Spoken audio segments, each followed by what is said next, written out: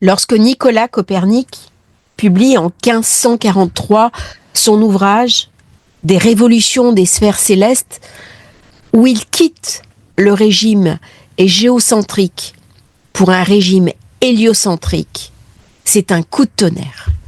Copernic a raison.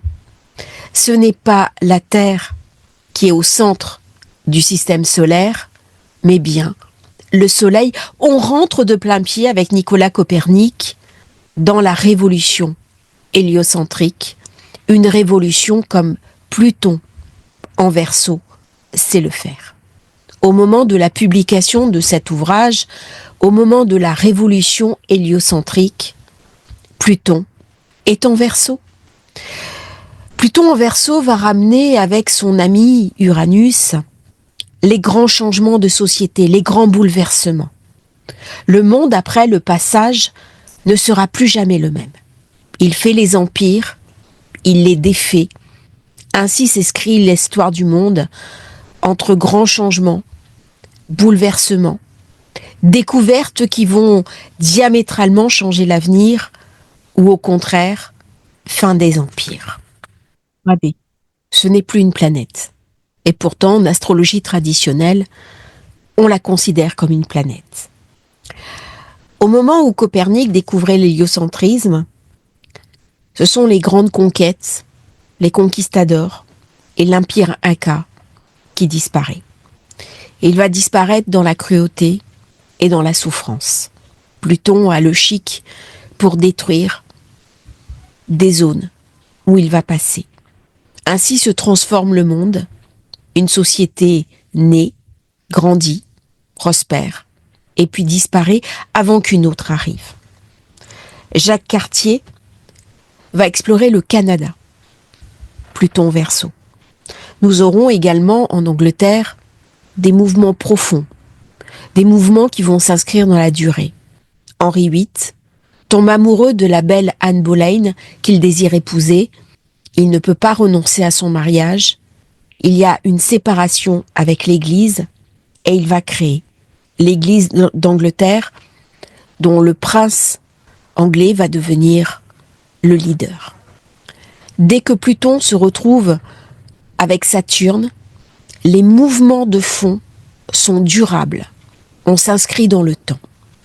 Dans le signe du Verseau, il y a non seulement cette rencontre avec Uranus, qui est le chaos, mais également avec Saturne, la mise en place de nouvelles structures, des structures durables qui vont définitivement changer la face du monde. Les grandes découvertes. Marco Polo vient de rentrer de son périple en Asie, il a suivi la route de la soie. Il était ambassadeur, explorateur, écrivain. Il arrive 1295, au moment même où Pluton rentre en Verseau, il est emprisonné par les Génois. Et là, il va rédiger ses mémoires. C'est le premier témoignage d'un explorateur sur les routes de la soie. Il va parler des mœurs des Chinois. Il va parler du Japon, qui est totalement inconnu en Europe. Et il va aborder quelque chose qui est très utilisé en Asie et totalement inconnu en Europe, qui est le papier-monnaie. On peut imaginer toute la révolution qui va s'en suivre de cette fameuse utilisation du papier en tant que support monétaire. Voilà un petit peu ce que Pluton va nous amener dans le Verseau, des changements de paradigme, des changements de compréhension, une vision différente du monde et une exploration des confins dont nous ignorons absolument tout. Bien sûr, il y a eu la fameuse Révolution française. Beaucoup d'astrologues en parlent, je ne reviendrai pas sur le sujet. 1779, Pluton rentre en Verseau et c'est la mort de James Cook. James Cook est l'explorateur anglais. Il parcourt le Pacifique Sud pour découvrir de nouveaux territoires. 1788, c'est la mort de La Pérouse. Ce sont les grandes expéditions maritimes qui marquent également cette période du Verseau dont nous allons parler. On va découvrir de nouvelles terres, des nouveaux continents, des nouvelles cultures. Mais c'est aussi la guerre d'indépendance américaine. Tous les passages Pluton-Verseau ont marqué des événements fondamentaux, aussi bien en Amérique du Nord qu'en Amérique du Sud. Le premier cycle, c'était la zone des conquistadors. Deuxième cycle, guerre d'indépendance des États-Unis d'Amérique. 1778-1783, le monde ne sera jamais plus le même. Forcément, avec Uranus Verseau, nous aurons des changements de paradigme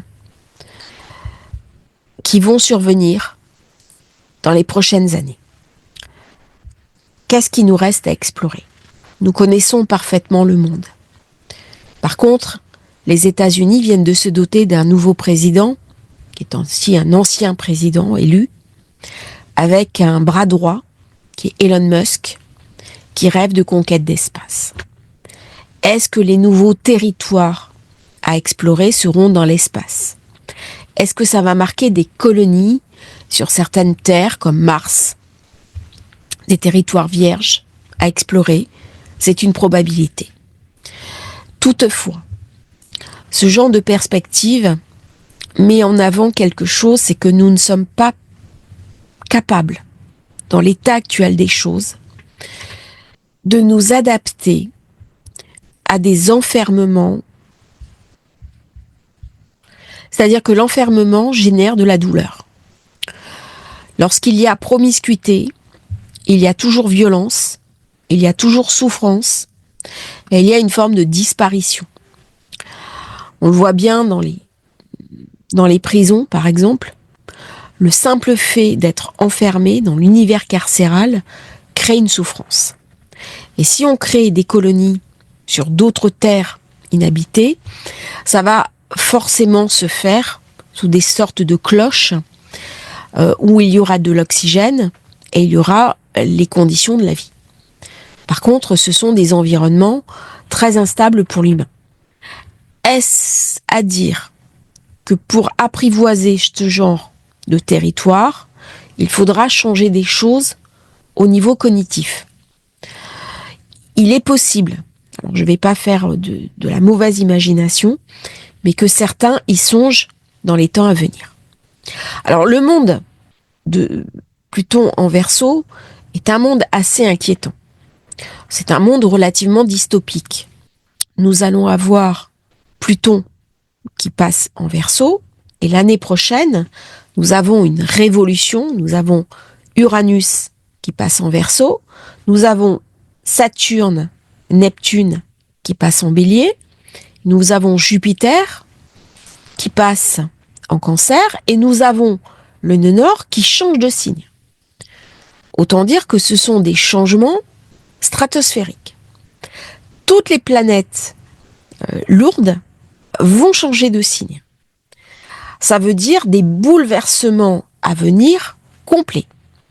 Beaucoup d'énergie, et il va falloir que nous traversions ces énergies en musclant un petit peu notre capacité au mouvement, notre capacité à changer et notre capacité à nous transformer. La leçon de Pluton, c'est avant tout la transformation. Alors, il me ramène des ombres, il me ramène de la douleur, dans la mesure où je refuse le changement. Là, je suis face à un univers qui est complètement différent. Que je le veuille ou pas, n'est pas la question. Que je regrette ou pas le monde avant, n'est pas la question.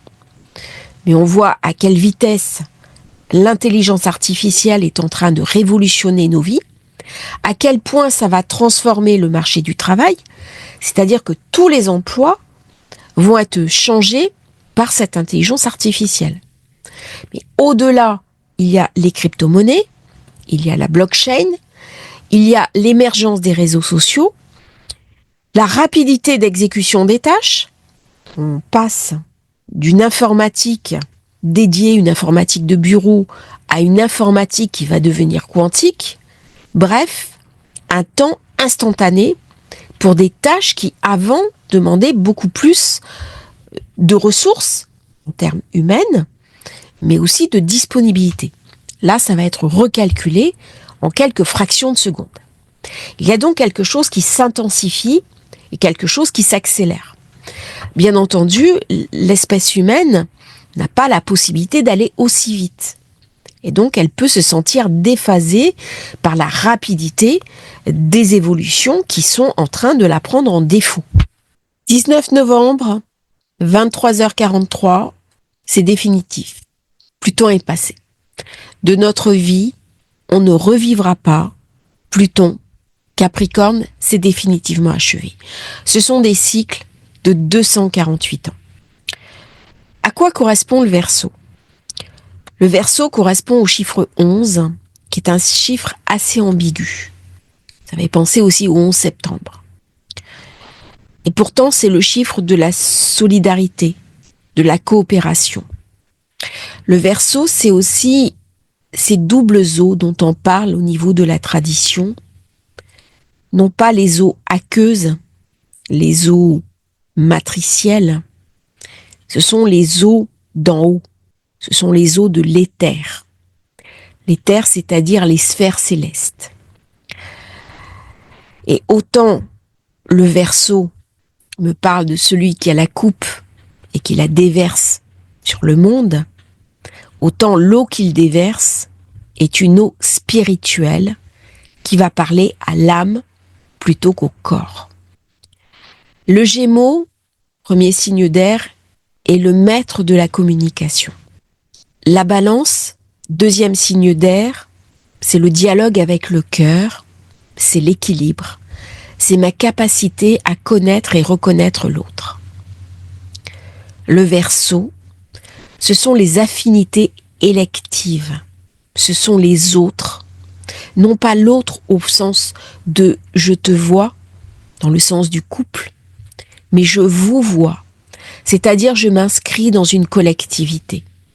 Ça vient me parler bien sûr d'inconscient collectif, ça vient me parler aussi de ce don de moi-même aux autres, ça vient me parler d'humanisme, de projet, de projection, d'entourage, de cet être social que nous sommes invités à devenir, à recréer un équilibre avec les autres, parce que si cet équilibre est rompu, la vie en société n'est plus possible.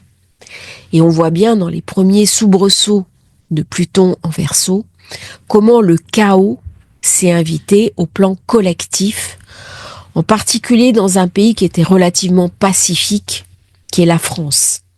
La France était un pays assez belliqueux précédemment, quand il y a eu la Révolution française, il y avait beaucoup de dureté, mais hormis certains passages, il y avait une certaine douceur de vivre en France qui faisait qu'il n'y avait pas de violence extrême, urbaine, telle qu'il pouvait exister dans d'autres pays comme les États-Unis ou le Mexique. Et on voit comment le chaos s'est invité dans les rues et comment ce passage ramène de la violence, une violence qu'il faudra apprendre à contrôler et à apprivoiser. Puisque l'un des enjeux de Pluton dans le Verseau va être de me réapprendre à vivre en communauté, non pas tel que j'étais précédemment, mais tel que je peux le faire maintenant avec les réactualisations du monde moderne. Le Lion qui est en face vient me parler d'Héraclès. Il vient me parler du héros. Le héros qui brise toutes les épreuves et qui est rayonnant. Le Verseau, au contraire, il y a quelque chose de supérieur. Il y a quelque chose d'idéalisé. Dans ces eaux d'en haut, ces eaux subtiles, ça vient me parler aussi des séraphins, c'est-à-dire ces anges tutélaires qui sont là pour me protéger. Et on retrouve dans le mythe du Verseau une spiritualité qui lui est propre. On a cette spiritualité dans le Poisson, à travers du religieux, à travers l'élévation, mais on la retrouve aussi dans le Verseau, à travers cette conscience, dans cet éther, dans ces eaux matricielles élevées, dans ces eaux d'en haut, d'une reliance, d'un don de soi à plus grand que moi. Et ça renvoie donc à ces trônes qui sont autour de la sphère céleste, qui sont les anges séraphins. Alors, pour certains, on n'est pas encore dans l'ère du Verseau. L'ère du Verseau, on l'atteindra lorsque le point vernal sera rentré dans le signe du Verseau. C'est un débat presque de théologie astrologique. On peut considérer qu'avec la fécondation in vitro, avec les progrès, l'envoi de fusées dans l'espace, avec le développement de l'informatique, avec l'IA, avec la robotisation de la société, on est quand même très proche d'être entré déjà dans l'ère du Verseau. Donc c'est un débat sur lequel je ne vais pas m'appesantir. On ne connaît pas la date exacte de l'entrée du Verseau, mais avec tous les changements à venir de planètes, avec Uranus qui lui-même va rentrer dans le Gémeaux, on peut se dire que là on y est un petit peu. Alors au niveau mythologique, à quoi correspond ce Verseau ? Eh bien c'est le dieu Enki, à Sumer. On a retrouvé le sceau de ce dieu qui date de 2300 avant Jésus-Christ. On le retrouve aussi sous le nom de Ea, Aya, qui est le dieu akkadien. C'est la divinité des eaux souterraines. C'est un dieu tutélaire, c'est un dieu de la prospérité qui ramène le développement. Et avant, on faisait des oblations aux divinités pour avoir des bonnes récoltes. Si les sources venaient à se tarir, c'était dramatique parce que la vie n'était plus possible. Et donc, les divinités étaient chargées de protéger les eaux nourricières. Et on retrouve cette idée dans le Kabbalah des eaux d'en haut, le Aleph, la première lettre, avec la séparation eau d'en haut, eau d'en bas. C'est donc un dieu créateur et un dieu souterrain. Et ce qui est intéressant, c'est que Pluton est lui aussi un dieu souterrain, un dieu de la transformation. Ça va donc parler des nappes phréatiques. Ça va parler aussi de la pollution des eaux. Ça va me parler, pendant les 20 ans qui viennent, de la gestion de l'eau. On a vu ce qui s'est passé en Espagne, et c'est le début.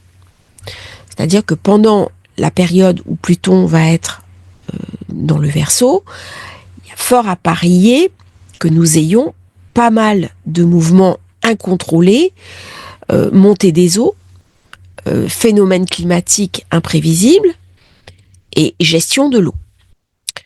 Alors, le côté positif, c'est que ce dieu est un dieu rusé. Il trouve toujours des solutions opportunes aux problèmes qui se posent. Ça nous met face aux questions que vient nous poser l'évolution, à savoir le réchauffement climatique. Alors, je ne vais pas rentrer savoir quelle est l'origine du réchauffement climatique. Il n'empêche qu'il y a des phénomènes d'emballement climatique en ce moment, des phénomènes extrêmes, et il va bien falloir que l'humanité réponde à ces emballements d'une manière ou d'une autre. Et Pluton va m'aider à répondre à ces enjeux collectifs. Autant jusqu'à Saturne, je suis dans des planètes personnelles, autant avec Pluton, je suis dans du collectif. Toute la période va être interrogée. Nous avons des enjeux personnels, comment je vais gérer ma vie, comment je vais régler les problèmes de ma vie, mais au-delà, ma vie s'inscrit dans un pays et dans une époque. Et cette époque, elle est marquée par Pluton. Pluton qui va reprendre beaucoup de vigueur dans le Verseau parce qu'il est en signe masculin. Il y a une alternance entre les signes féminins, Pluton Vierge, Pluton Scorpion, Pluton Capricorne, où là, l'énergie se fait à l'intérieur de moi. Dès que je rentre dans des signes masculins, Pluton devient plus puissant, il devient aussi plus facile à gérer, et il devient plus extraverti. Là, il va me parler de changements collectif de changement sur les réseaux sociaux, sur les réseaux même de communication, tout ce qui est routage, tout ce qui est électricité, tout ce qui est énergie va être concerné par Pluton Verseau. Verseau, c'est Ganymède. Ganymède est un jeune prince troyen qui est magnifique. On dit que c'est le plus beau des humains. Et Zeus va se laisser séduire par le beau Ganymède. Il va se transformer en aigle et il va l'enlever pour l'amener vivre avec lui dans l'Olympe. Et là, dans l'Olympe, il va en faire son échanson. L'échanson, c'est le jouvenceau qui est chargé de verser la boisson au prince, au roi ou au dieu. Et donc, il va verser l'ambroisie et le nectar, qui sont les deux saveurs dans lesquelles se nourrissent le divin. Ganymède est un mortel. Donc, c'est une sacrée élévation. Par sa beauté légendaire, il rejoint le plus haut niveau, qui est le divin. Mais l'histoire ne s'arrête pas là. Donc, on voit bien comment il verse les liquides, et on retrouve ce mythe du Verseau. Parce que Héra, l'épouse de Zeus, est jalouse. Une jalousie légendaire, qui est créatrice de mythes. Et donc, Zeus ne peut pas garder avec lui Ganymède, et il l'élève encore plus. Il va faire de lui une constellation qui devient la constellation du Verseau. Alors là, on va parler non plus d'une beauté humaine, mais on va parler d'une beauté spirituelle. Et c'est Xénophon qui va mettre l'accent sur cette élévation spirituelle de l'âme, où la véritable beauté n'est pas charnelle, elle est éthérée. Et donc, le passage de Pluton dans le Verseau va m'inviter à aller vers la plus belle part de moi-même, la part la plus sensible, la plus élevée, et à me transformer dans une sorte d'œuvre alchimique. En face, j'ai la zone 5, je peux faire de moi ma propre œuvre pour l'offrir au Dieu, l'offrir au divin, et en cela rejoindre cette élévation, ce mécanisme d'ascension qui est Ganymède. Alors certains vont me parler d'ascension spirituelle. Certains vont me parler aussi de passage dans la 5D.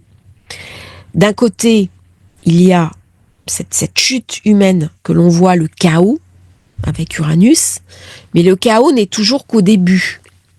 Après, il y a une sorte d'élévation, d'organisation qui est portée par le chaos. Ça vient aussi me parler d'une spiritualité qui va m'inviter à découvrir la plus belle part de moi-même et à me transformer en me transcendant. Par contre, Pluton Verseau va considérablement changer les rapports humains. Il va y avoir, dans la nouvelle génération, un besoin d'égalité, un besoin de transformation des anciennes structures. Et d'ailleurs, on voit bien les tensions qu'il y a entre les parents et les enfants, parce que le monde de nos enfants n'est pas le monde qu'on a connu. Hier, j'avais un rendez-vous avec une dame qui me disait « je ne comprends plus le monde, je ne m'y reconnais plus ». Et du coup, comment est-ce qu'on peut vivre dans ce Pluton Verseau ? Eh bien, la seule manière d'accepter, c'est de se laisser couler. C'est-à-dire se laisser porter par le flot. Et les personnes qui vont être rigides, dans cette période, qui vont résister, vont beaucoup souffrir. Parce qu'il y a une invitation à se laisser emporter, se laisser transformer par cet air qui vient, qui ne nous correspond pas forcément. Mais il y a une poussée en avant, comme il y en a eu au moment des grandes découvertes, comme il y en a eu au moment de la Renaissance, comme il y en a eu au moment de la Révolution française. Et de toute façon, nous sommes sur un tapis roulant et nous ne pourrons pas échapper à ce tapis roulant. Soit je m'adapte à ces grands mouvements, soit je sors de l'histoire. Quels vont être les enjeux dans les 20 ans qui viennent? Je me suis beaucoup posé la question, alors là je vais faire une transposition personnelle. Qu'est-ce qu'on peut encore explorer qu'on ne connaît pas? La Terre, on connaît. Fond des océans, on connaît. L'espace, on connaît. On a envoyé des sondes, donc voyageurs, aux confins de notre système solaire. Mais il y a une chose qu'on ne connaît pas. Quelle pourrait être notre réaction avec une intelligence venue d'ailleurs, une intelligence venue de l'espace? Il est fort possible que Pluton en Verseau vienne nous interroger sur ce sujet. D'autant plus que Uranus sera en Gémeaux. Parler de communication. Comment est-ce que ça sera perçu? Quelle transformation ça amènerait au niveau collectif? Pluton en Verseau me parle de révolution. Il me parle de changement profond de structure. D'autant que j'ai la présence de Saturne. Alors, les personnes qui ont eu Pluton en Capricorne ont été très secouées. Et j'ai envie de rassurer les personnes qui sont Verseau ou qui ont des planètes en Verseau. Pluton ne se comporte jamais 2 fois de la même manière dans les signes qu'il traverse. Il va tenir compte d'Uranus et de Saturne. Saturne dans le Verseau va me parler du temps, un changement de temps, un changement d'époque. On vient tuer le temps, on vient tuer l'ancien temps. Il y a une mise à mort d'une structure, même si elle était parfaite. C'est vrai que l'empire Inca, par exemple, était un empire très performant. Il y avait beaucoup de richesse, beaucoup de stabilité, beaucoup de bienveillance, mais son temps était achevé. En cela, Pluton est destructeur. Parfois, il me fait renoncer à des choses auxquelles je tenais. Mais il vient se régénérer avec Uranus pour amener des changements qui vont ouvrir les portes d'une nouvelle société. C'est en cela qu'il agit dans le Verseau. Il n'est pas encore dans le dernier signe du cycle étant le Poisson, où là il va ramener souvent la problématique des idéologies, la problématique des religions. Là, il me parle d'équilibre politique, d'équilibre de société. Donc nous allons vers un changement complet de société et de civilisation, qu'on le veuille ou non. La question qui se posera, c'est comment nos pays, nos démocraties, comment l'Europe va passer le cap. Parce que ça va demander des adaptations. Ces adaptations le seront aussi bien à titre personnel qu'à titre global. Je ne vais pas pouvoir entrer dans ce 21e siècle qui est là, qui est présent, avec les restes du 20e siècle, les grandes guerres du 20e siècle et les restes du 19e. On vient boucler aussi l'époque des Lumières. Alors l'époque des Lumières, ce sont les philosophes, Rousseau, Voltaire, Diderot, d'Alembert, toute la société des Lumières qui a éclairé le monde, qui a porté la démocratie. Mais aujourd'hui, on est dans une forme de crise de démocratie. On est dans une forme de crise des Lumières. Et donc, il y a quelque chose à régénérer. Ça ne veut pas dire qu'il faut que ça disparaisse. Simplement, si je nie cette réalité que je vois, je ne vais pas saisir l'opportunité d'envisager une autre société. Alors, le Verseau va poser des questions sur le futurisme. On va inventer des nouvelles techniques médicales, de soins, en plus avec Uranus Gémeaux. Peut-être remplacer des membres par des éléments plus métalliques. On a déjà commencé avec les prothèses de hanches. Mais il peut y avoir des recherches qui sont faites en ce moment sur les dents pour faire repousser les dents. Il va y avoir des recherches complètement futuristes. Alors pas forcément bionique. Il y a des recherches qui sont faites, par exemple, sur le soin pour des personnes atteintes de cancer avec des venins de scorpions. Donc ça va faire partie des recherches mises au point dans les temps qui viennent. N'oublions pas que le Verseau est un signe double. Il y a le futur avec Uranus, mais aussi la tradition. Et dans le passé, on soignait aussi avec des éléments toxiques. L'homéopathie, par exemple, soigne avec des doses infinitésimales de poison. Et donc les poisons issus de prélèvements d'animaux toxiques, d'animaux dangereux, peut être inclus dans la pharmacopée. Ça va faire partie des grandes recherches. L'une des questions que Pluton va poser dans le Verseau, c'est l'avenir. Comment j'envisage mon avenir?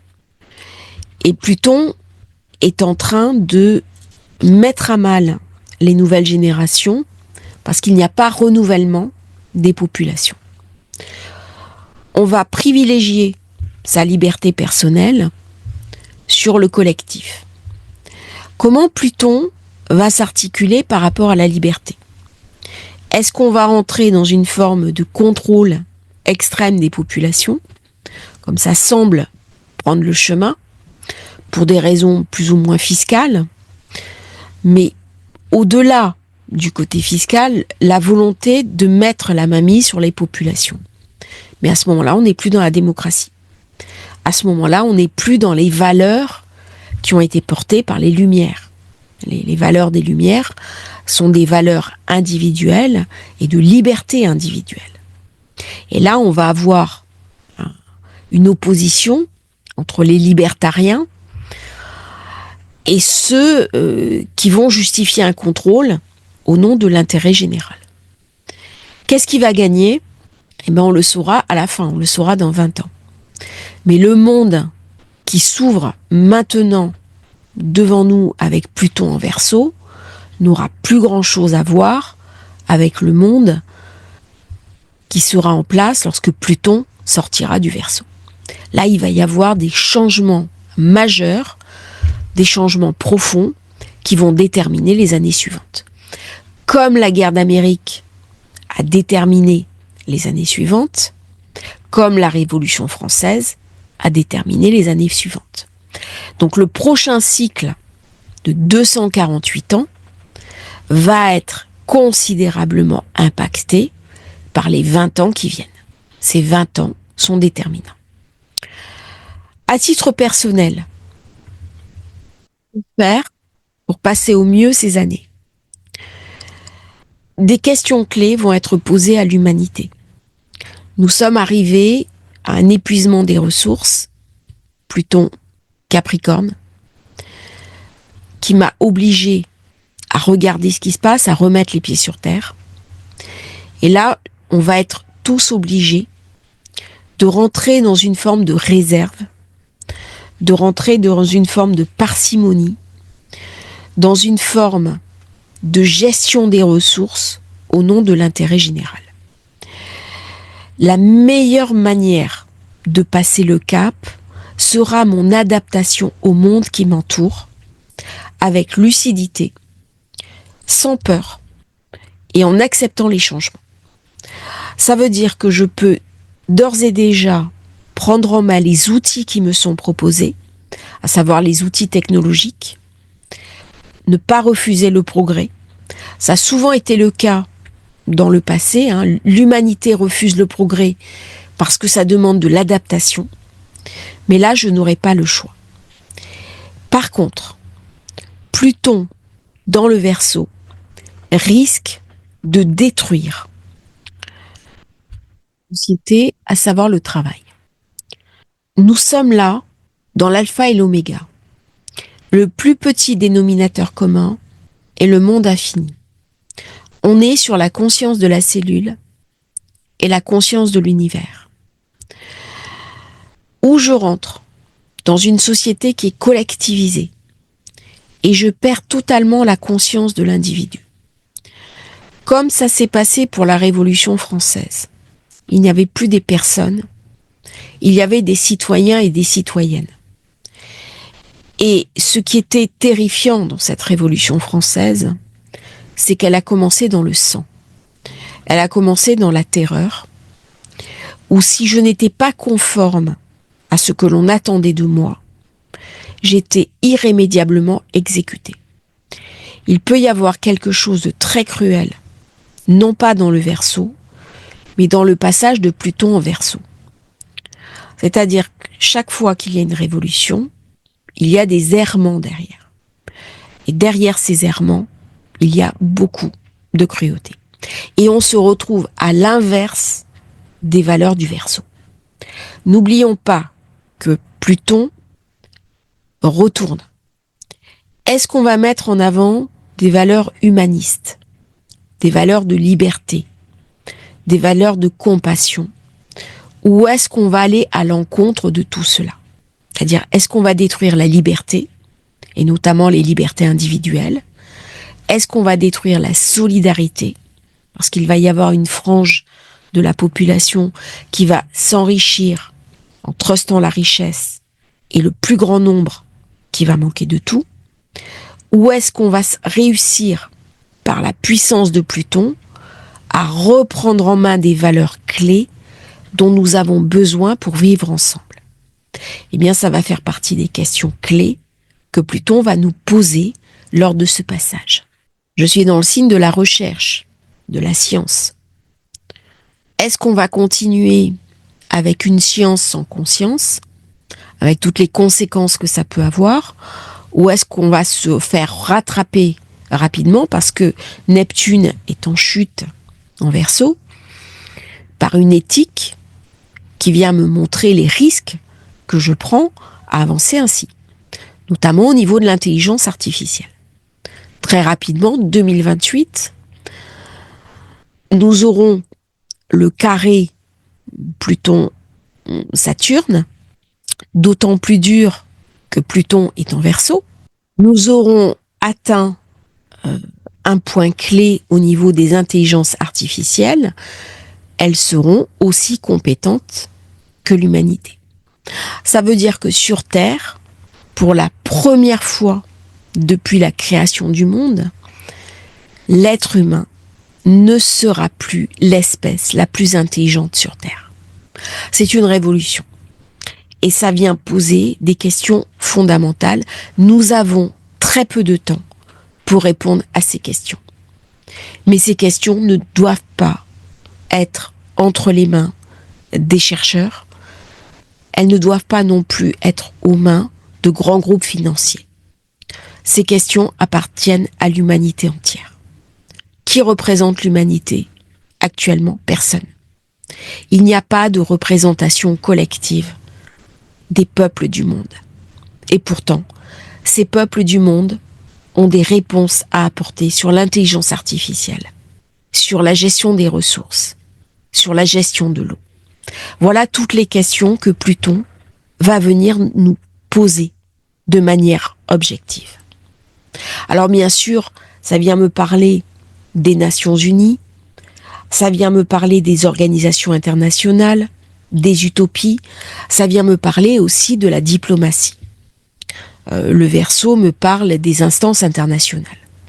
Comment les instances internationales vont arriver à gérer les temps qui viennent? C'est pas gagné. C'est vraiment pas gagné. Point important, eh bien, la Russie, l'ex-URSS, est dominée par le Verseau. Dans les temps qui viennent, c'est une voix que l'on va beaucoup entendre, notamment au niveau des BRICS. Parce que Pluton, en Verseau, va complètement changer, par le biais de Saturne, les grands équilibres politiques du monde. Il y a un nouveau monde que l'on va voir apparaître et un ancien qui va perdre de son influence. Exactement comme ça s'est passé à travers l'espace, à travers le temps, chaque fois que Pluton est rentré en Verseau. Il y a dans cette transformation sociétale. Des montées et des descentes, des grands équilibres, des changements clés. Il y a des sociétés qui naissent, qui se développent, qui viennent porter leurs valeurs. Et à d'autres moments, d'autres sociétés qui viennent à leur tour raconter quelque chose de différent, qui viennent régénérer l'histoire. Et c'est dans ce mouvement, un petit peu comparable à de l'eau, il y a quelque chose d'une vague qui peut soit nous submerger, nous emporter, à la manière d'un tsunami. Et c'est vrai qu'on va voir notamment au mois de mai beaucoup de mouvements à queue, beaucoup de changements, avec Pluton qui rentre en Verseau. Définitivement, il va y avoir des mouvements d'eau, des mouvements de ponts qui tombent. En plus, Saturne redevient direct, donc il y a quelque chose d'une lâchée, quelque chose que je ne peux pas contrôler. Et donc il y a un flot qui se déverse, et je ne peux que le suivre et m'inscrire dedans. Ça va nous amener, chacun d'entre nous, à changer notre manière de voir le monde, notre relation au monde et notre manière de vivre le monde. Ça va enclencher des changements profonds, au niveau de notre travail, au niveau des grands équilibres géopolitiques, au niveau des forces en présence. Je vous souhaite un merveilleux passage Pluton en Verseau. Je vous remercie d'avoir suivi cette vidéo et à bientôt pour un nouveau chapitre sur Astrologie Facile. N'oubliez pas de vous inscrire, c'est très important pour nous soutenir. À bientôt.